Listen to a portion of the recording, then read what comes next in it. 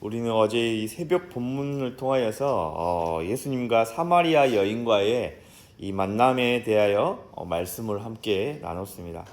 그 가운데에 이 예수님께서 이 사마리아 여인을 향하여서 이 말씀을 먼저 건네심으로 대화가 시작되었음을 우리가 살펴봤는데요.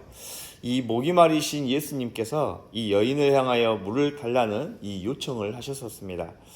하지만은 이 여인은 예수님을 향하여서 유대인이 이 사마리아인과 상종하지 않는데 하물며 이 유대인 남성이 이 사마리아 여인과 마주하며 이 대화를 요청하는 이 상황이 정황상 맞지 않다는 것에 대하여서 예수님께 이야기를 합니다. 오늘 이 본문은 여인의 이 대답 뒤에 이어지는 이 예수님과 또 여인 간에 이 계속되어지는 이 대화 내용에 대해서 오늘 살펴보려고 합니다. 오늘 이 본문 우리가 보았던 이 10절 말씀을 보게 되어지면은 예수님께서 이 여인을 향하여서 이처럼 말씀하십니다. 네가 만일 하나님의 선물과 또 내게 물 좀 달라는 이가 누구인 줄 알았더라면 네가 그에게 구하였을 것이요 그가 생수를 내게 주었으리라 라고 예수님께서 이 여인을 향하여서 말씀하십니다. 예수님은 이 자신의 존재에 대하여서 이 여인이 알았다면 이 지금과 같은 반응과 행동들을 보일 수 없음에 대해서 지금 말씀하십니다. 그런데 이 여인의 반응이 지금 어떠냐? 너무 현실적 대화를 지금 계속해서 이어가는 것을 볼 수 있습니다. 주여, 물기를 그릇도 없고 우물은 깊은데 그 생수를 지금 내가 어디에서 얻을 수 있습니까? 이 예수님 향해서 이렇게 해서 계속 반문을 합니다.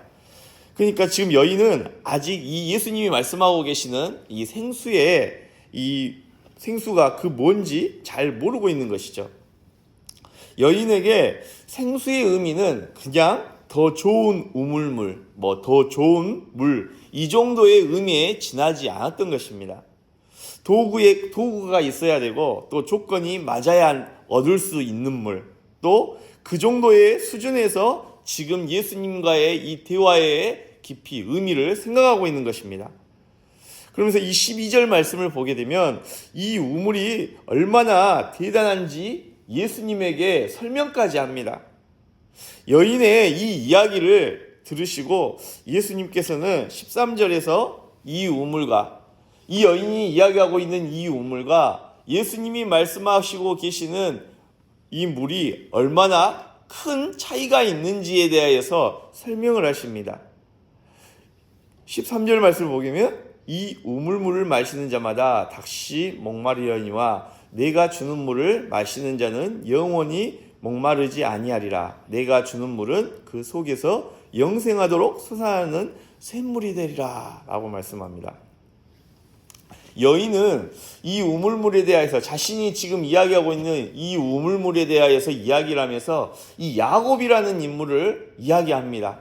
야곱은 이 이스라엘 유대인들에게는 아주 상징적인 의미를 가진 인물입니다. 하나님과의 이 특별한 이 체험이 있고 또 약속을 받았던 인물이기 때문에 이 우물이 지금 이 야곱 때부터 주어졌던 우물임에 대하여서 이야기를 하면서 마치 이 마을의 자랑거리인 것처럼 이야기를 예수님 앞에 했던 것이죠. 그런데 예수님께서는 지금 너가 이야기하고 있는 구약에서 너희들이 그렇게 상징적 인물이라고 바라보고 믿고 있는 이 야곱보다도 더 큰 이가 네 앞에 있다라고 지금 예수님께서 이 여인에게 이야기를 하고 계셨던 것입니다.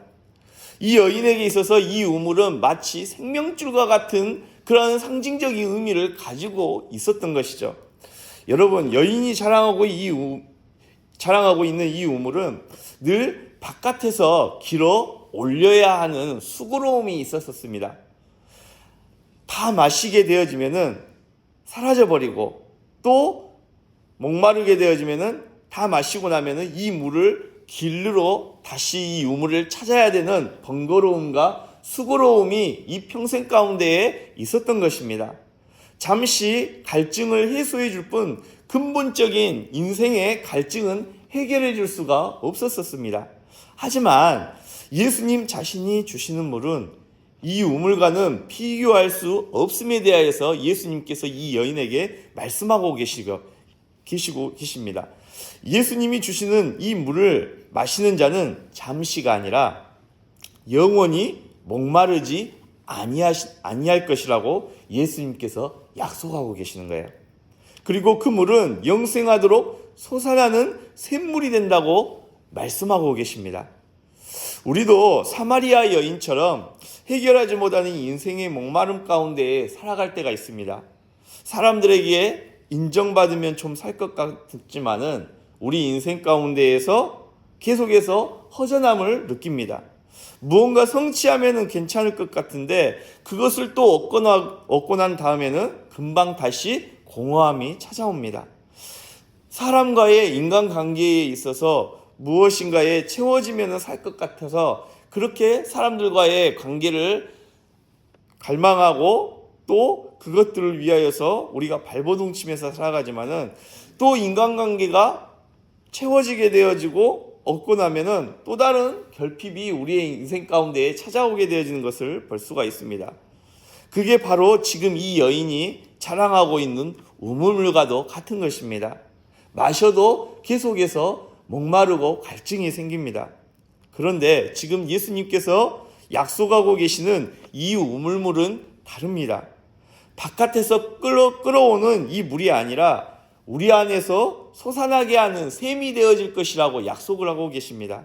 상황이 흔들려도, 인생에서 상황이 흔들릴지라도, 또 관계가 흔들릴지라도, 또 우리의 마음이 흔들릴지라도 근원 안에 이 솟아나오는 이 샘물은 우리 안에서 계속 채워짐으로 말미암아 우리가 인생 가운데 살아갈 때 우리의 영혼이 메마르지 않는, 목마르지 않는 영생수가 우리 안에 채워질 것에 대하여서 예수님께서 약속하고 계시는 것이죠. 이 예수님의 말씀을 들은 이 여인이 예수님을 향하여서 이야기합니다. 주님, 그런 물이 있다면은 제게도 주십시오. 목마르지도 않고 또 여기 물 기르러 오지도 않게 해주세요. 라면서 예수님을 향하여서 이렇게 이야기를 해요. 아주 솔직한 마음이고 또 이야기입니다. 이 말은 지금 이제 내 인생 좀 편하게 해주십시오. 뭐 이렇게 간단하게 표현하자면 이러한 이야기입니다. 여러분, 그런데 이 여인을 향한 이 요청에 대해서 예수님은 그 여인에 대한 마음을 그냥 저버리시지 아니하시고 또 무시하시지도 않으십니다. 거기서 멈추지 않으십니다. 왜냐하면 주님이 주시려는 것은 이 생활이 편해지는 단순한 이 채움이 아니라 우리 존재를 살리는 이 물이기 때문에 그렇습니다. 그래서 예수님이 더 깊은 이 대화의 자리로 그녀를 이끌어 가십니다. 한참 물에 대한 대화를 하고 있던 중에 예수님이 갑자기 이전 대화와 전혀 연관성이 없고 관련성이 없는 말을 뜬금없이 하십니다. 가서 네 남편을 불러와라. 방금 전까지만 해도 물에 대한 여기 안에 있는 우물물에 대한 이 이야기를 하고 있었습니다. 그런데 갑자기 예수님께서 이 여인을 향해서 네 남편을 불러와라 하고 예수님께서 갑자기 대화의 이 화제를 완전히 전환시키십니다. 이 예수님의 말씀을 들은 이 여인은 순간 마음이 덜컥 내려앉았을 것입니다. 그러면서 예수님을 향해서 이렇게 이야기합니다. 저는 남편이 없습니다. 그때 예수님께서 이 여인을 향하여서 말씀하시죠. 네 말이 옳다. 내게 남편이 5이 있었고 지금 있는 자도 네 남편이 아니라. 여러분, 왜 예수님께서 이런 말씀하셨을까요? 예수님께서 지금 이 여인의 과거를 들추어내시면서 이 여인을 그러니까 면박을 주시기 위해서 이런 말씀을 꺼내셨을까요? 아닙니다. 예수님은 지금 이 여인을 정죄하기 위해서 또 그녀의 과거의 이야기를 꺼내신 것이 아니라 지금 이 여인의 목마름의 이 근원, 인생의 근원을 다루시면서 그 자리까지 너의 인생의 자리의 주인이 누구이냐, 이것을 지금 예수님께서 이 여인을 향해서 말씀하고 계시고 싶으셨던 것입니다. 여인은 어쩌면 사람에게서 생수를 얻으려고 계속해서 인생의 목마름을 채우려고 발버둥치는 인생이었을 것입니다. 사람의 사랑, 남자의 사랑, 또 사람들로부터 받고 싶어하는 인정, 또 사람으로부터 위로받고 싶어하는 이런 목마름.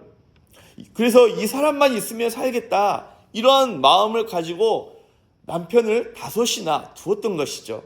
하지만은 문제는 무엇이었냐면, 새로운 그 누군가의 남자를 만나도, 남편을 만나도 그녀의 가운데에 찾아오게 되어지는 인생의 공허함과 목마름과 갈증은 그 누구도 해결해 줄 수 없었던 것입니다. 그래서 또 다른 우물을 찾아가고 또 다른 우물을 찾아가고 계속해서 이 우물을 인생에서 계속해서 찾아갔던 것입니다. 그러나 그녀의 마음은 더욱더 메말라갔던 것 같습니다. 이때까지 예수님과의 대화를 하면서 이 여인은 예수님이 누구신지 전혀 몰랐습니다. 하지만 예수님은 그녀에 대해서 이미 다 알고 계셨던 것이죠. 왜냐? 예수님께서는 전능하신 하나님이시기 때문에 그렇습니다. 그리고 더 놀라운 사실은 이 여인의 죄악된 모습을 모두 아시고 계셨음에도 불구하고 그녀를 외면하시지 아니하시고 버리시지 아니하시고 또 그녀와의 대화 가운데서 그녀의 살아온 인생에 대해서 정죄하지 않으셨다는 사실입니다. 이미 다 아시면서도 그녀와의 대화를 끊어내시지 않으셨습니다. 이미 다 아시면서도 죄악된 모습, 주님 하나님 앞에 죄인인 이 모습, 인생을 살아오는 이 여인을 향하여서 오히려 더 가까이 오셔서 지금 그에게 생명의 길을 열어주고 계심을 볼 수가 있습니다. 우리는 종종 우리의 죄악된 모습 때문에 주님 앞에 나아가기를 두려워합니다. 내가 생각해도 나는 구제불능인 것 같아. 내 모습이 이렇게 추악하고 더러운데 감히 내가 예수님 앞에 나아갈 수 있을까? 아니, 예수님께서 나를 받아주실까? 나를 용서해 주실까? 우리는 이러한 고민 가운데에서 예수님 앞에 나아가는 일에 대하여서 주저할 때가 있습니다. 하지만 오늘 본문 말씀을 통해서 우리는 깨닫게 되어집니다. 우리의 모든 것을 아시고 또 알고 계시는 예수님은 그 주님의 풍성한 긍휼을 통하여서 우리를 있는 모습 그대로 받아주시고 또 주님 앞에 나아가는 자들에게는 그 어떠한 추악한 죄가 있다 할지라도 주님의 이 긍휼과 그 사랑을 베풀어 주신다는 사실을 오늘 우리는 성경을 통해서 깨달을 수 있습니다. 오늘 예수님께서 동일하게 우리에게 물으십니다. 너는 지금 어떤 물을 깃고 있느냐? 인정의 우물, 비교의 우물, 성취의 우물, 사람들과의 이 관계의 물을 끊임없이 올리고 있지 않느냐? 마시면 잠깐 괜찮아지지만은 그 물은 또 목마르게 하는 헛된 우물을, 그 우물을 바라보면서 그 우물을 깃기 위하여서 인생에 수고를 하고 있지 않느냐? 우리를 향하여서 묻고 계십니다. 그리고 주님께서 말씀하십니다.